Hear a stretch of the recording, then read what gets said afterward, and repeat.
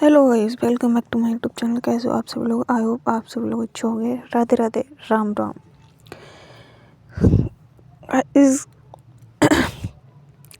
कहानी का पार्ट 16 आ गया है।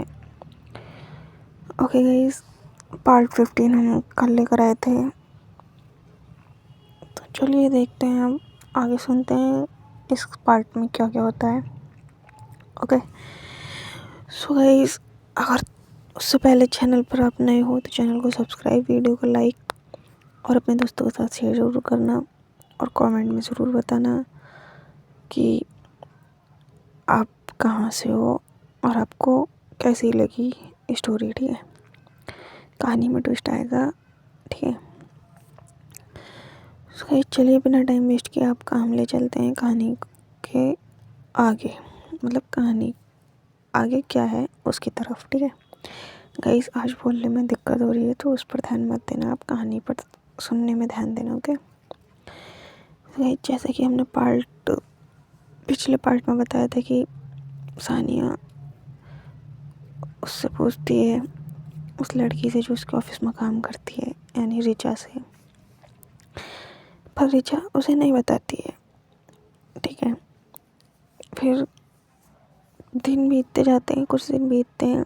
सानिया उसकी हरकतें नोटिस करती है, उन दोनों की हरकतें, पर सानिया रोक नहीं पा रही थी खुद को, और वो आखिर में उससे एक दिन बैठकर पूछ लेती है, कॉफ़ी के बहाने उसे ले जाती है बाहर, बोलती है कॉफ़ी पीने चलते हैं हम एक दिन।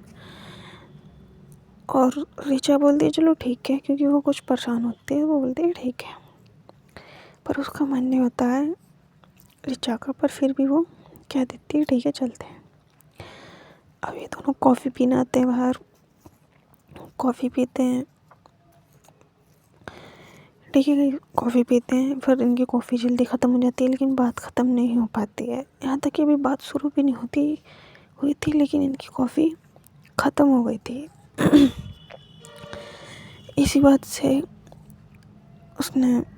रिचा ने एक पिज़्ज़ा ऑर्डर किया और एक चॉकलेट शेक ऑर्डर किया था दोनों के लिए।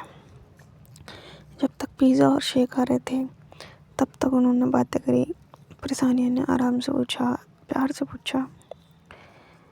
तब मतलब रिचा को ऐसा कुछ भी अंदाज़ा नहीं था, पर सानिया को सब्र नहीं आ रहा था, और सानिया ने रिचा से कुछ सवाल किए थे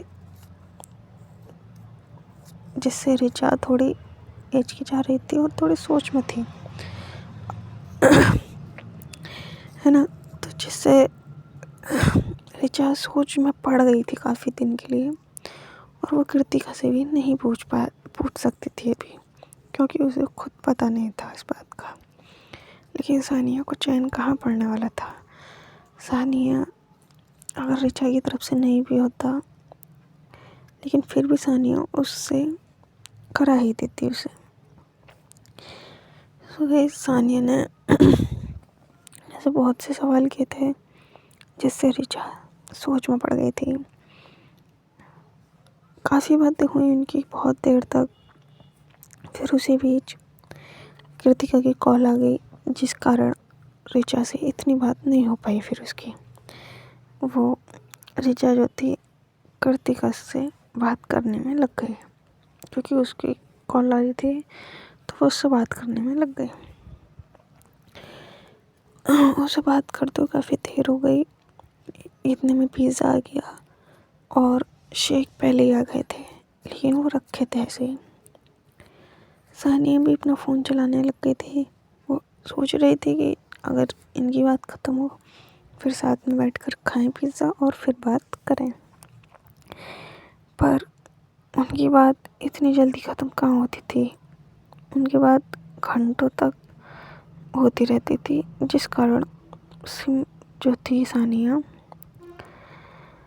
वो आराम से अपना फ़ोन चला रही थी। उसने कुछ नहीं कहा, वो इंतज़ार कर रही थी। जब तो एक डेढ़ घंटा बीत गया, तब कृतिका ने कॉल काटी अपनी। फिर उसके बाद रिचा ने कहा चलो वो खाते हैं। फिर सानिया ने पूछा किसकी कॉल थी, तब रिचा ने बोला कि कृतिका की कॉल थी बस, और किसकी आई है। वो बोली अच्छा। फिर सानिया कुछ बोलने वाली थी पर रिचा ने बोल दिया कि पहले हम कुछ खा लें फिर उसके बाद करते हैं, ठीक है। सानिया बोलती है ठीक है। सो गाइस, देखना अब यही था कि क्या वो सानिया ऐसे कौन से सवाल पूछेगी रिचा से जो रिचा सोच में पड़ जाएगी और वो सोचने में मजबूर हो जाएगी। अगर रिचा इस बात के लिए एग्री नहीं भी होगी तो क्या सानिया करेगी या नहीं करेगी। तो गाइस, देखना सब यही है। और क्या वो अब सानिया जो है रिचा को उस प्यार का एहसास दिलाएगी या नहीं दिलाएगी, हम नेक्स्ट पार्ट में देखेंगे। ओके गाइस, आज के लिए इतना ही। सो Radhe Radhe, Ram Ram, thanks for watching, bye.